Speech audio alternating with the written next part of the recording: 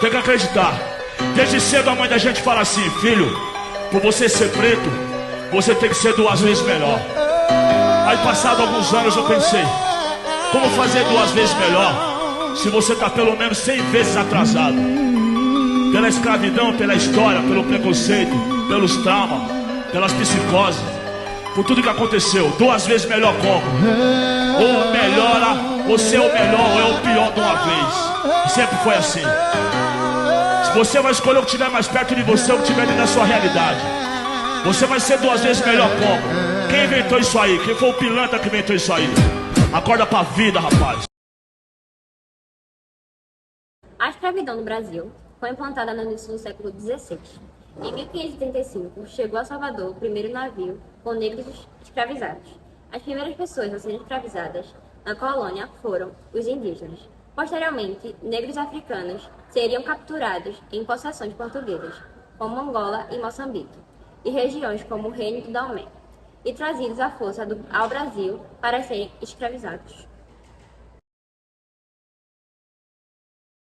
Sua origem está relacionada às guerras e conquista de territórios, onde os povos independentes de raça e etnia vencidos eram submetidos ao trabalho forçado, fora a situação vivida de violência brutal, com castigos e violência física, podendo levar até a morte. Pelo que se sabe, os primórdios da escravidão vêm do Oriente Médio, Antigo Oriente, mas os povos nas Américas, como os maias, também se serviram de cativos. É considerada escravidão o regime de trabalho no qual homens e mulheres são forçados a executar tarefas sem receber qualquer tipo de remuneração. Além disso, as pessoas escravizadas têm suas liberdades tolhidas, pois são consideradas propriedade de seus senhores, podendo ser vendidas ou trocadas como mercadorias. Substantivo feminino, anulação, completa extinção de alguma coisa. A abolição da escravatura no Brasil ocorreu no dia 13 de maio de 1888. Extinção ou supressão de um direito, revogação de um costume, de um hábito, de uma ordem ou instituição. A Lei Áurea foi decretada em 13 de maio de 1888, depois de ter sido aprovada no Senado e assinada pela Princesa Isabel. Essa lei decretou a abolição definitiva e imediata à escravatura no Brasil e foi resultado da forte pressão popular sobre o Império. O racismo consiste no preconceito e na discriminação, com base em percepções sociais baseadas em diferenças biológicas entre pessoas e povos.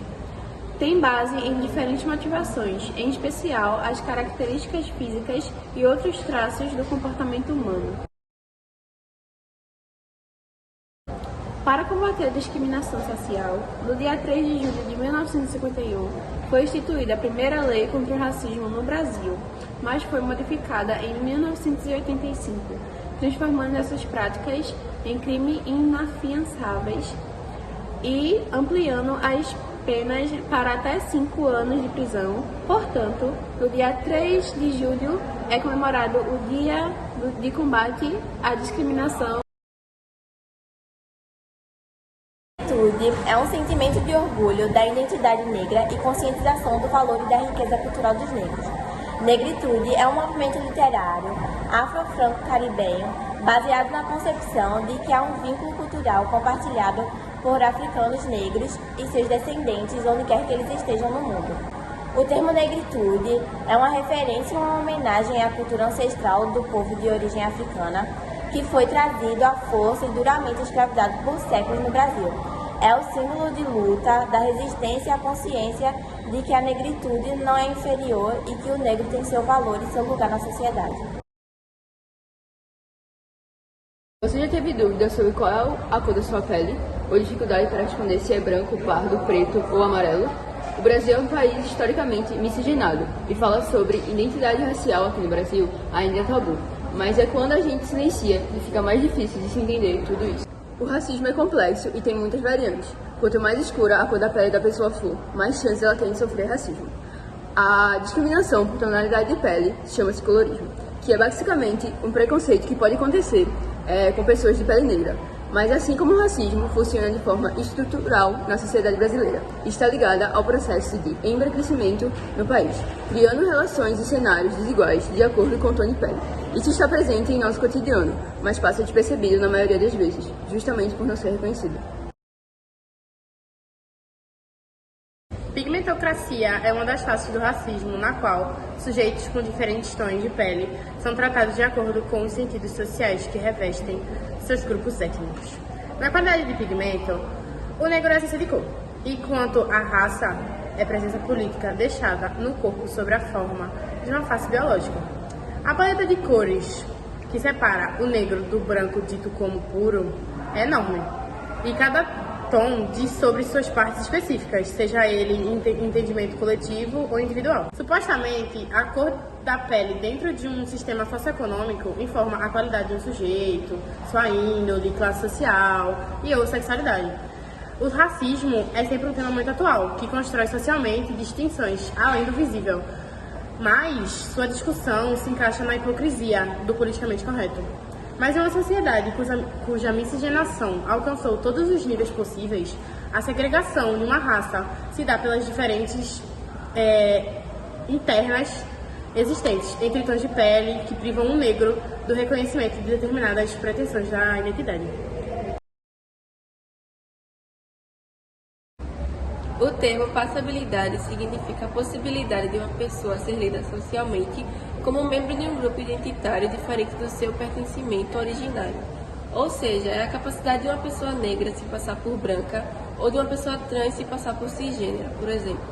Os objetivos de se passar por outra categoria de identidade vão desde a sobrevivência em casos em que há perigo de morte, até a obtenção de recompensas ou aumento de aceitação social por um grupo dominante.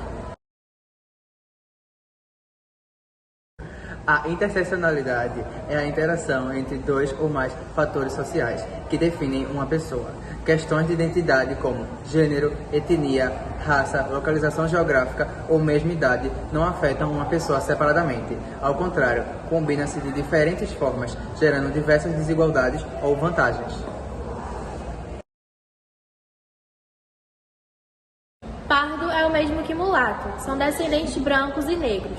Cafuso, descendentes negros e indígenas, ou caboclo, descendentes brancos e ameríndios.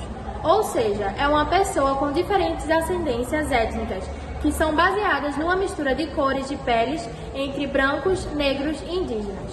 Com a orientação da IBGE, a população parda engloba todos que se declararem mulato, caboclo, cafusa e mameluca.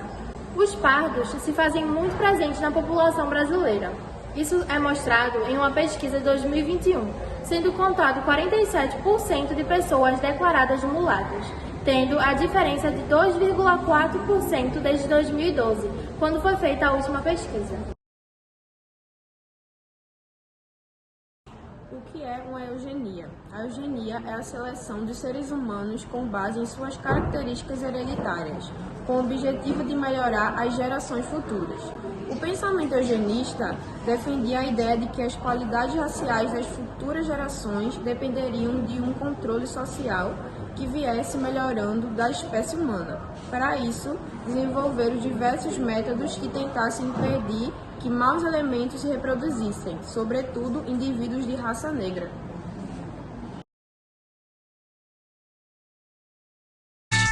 Falei mesmo.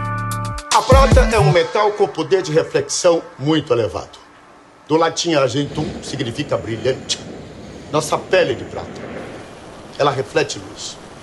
Um brilho tão intenso que eu me pergunto por que o ouro é tão querido e a prata subvalorizada. Alguns hão de responder que é pela prata ser encontrada com mais facilidade. Reflita. O Brasil tem uma população de negros maior que a de brancos. Temos menos valor por ser maioria? A ironia da maioria virá minoria. A prata é um metal puro. Eu realmente não entendo essa necessidade da procura do ouro. Você sabe o que é privilégio branco? Se não sabe, provavelmente é branco. Ele reflete a vantagem que as pessoas brancas têm em relação às outras etnias. Esse conceito mostra como a sociedade está condicionada a beneficiar essas pessoas pela cor da pele, como herança do racismo. Isso é comprovado por pesquisas que mostram, por exemplo, que mesmo vindo de famílias com o mesmo nível de renda e educacional que profissionais brancos, os negros geralmente têm salários menores. O que é o jogo do privilégio branco? Imagine um jogo onde os próprios participantes são peças que se movem de acordo com as histórias de vida. Cada passo para frente ou para trás reflete a dinâmica racial da nossa sociedade. Até onde uma pessoa consegue avançar? O que são barreiras raciais? O que é racismo estrutural? O Instituto Identidades do Brasil criou a dinâmica Jogo do Privilégio Branco para mostrar como a desigualdade racial é uma desvantagem em todos os aspectos de vida de uma pessoa negra. O resultado da dinâmica é a tomada de consciência e o convite para todos dizerem sim à igualdade racial e mudar essa realidade.